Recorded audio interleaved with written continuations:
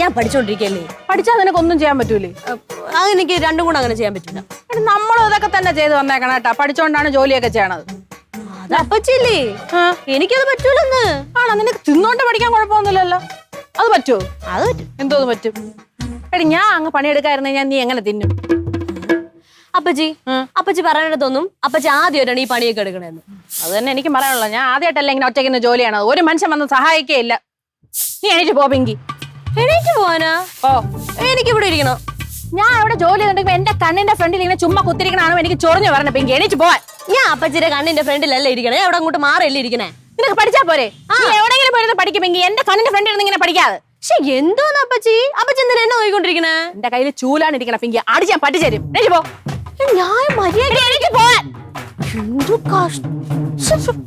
കഷ്ടമാണിത്. മാടിച്ച് ഒരു പണിയും എടുക്കൂല. ഇല്ല ഞാൻ മനസ്സിലാണ്. ഞാൻ വല്ലതും പറയുമ്പോ അതാണ് കുറ്റം. ഉടനെ എല്ലാവർക്കും അങ്ങ് വിഷമം വരുന്നു. എന്തൊക്കെയാണ് ഒന്നും പറയാതിരുന്ന രാവിലെ തൊട്ട് രാത്രി വരെ പണിയെടുത്ത് അത്രയും സന്തോഷം. ബാക്കി എല്ലാവർക്കും അങ്ങ് ഫീൽ അടിക്കും. എനിക്ക് മാത്രം ഒന്നും പറഞ്ഞിട്ടില്ല. മക്കളെ മക്കളെ എന്തോന്ന് മാമ? ഒരു ഗ്ലാസ് ചായ കിട്ടിയാ മക്കളെ. ചായ? എത്രാമത്തെ ചായ മാമ എന്ന് കുടിക്കണേ? ഇന്ന് ഞാൻ ചായ കുടിച്ചില്ലല്ലേ? കുടിച്ചില്ലേ?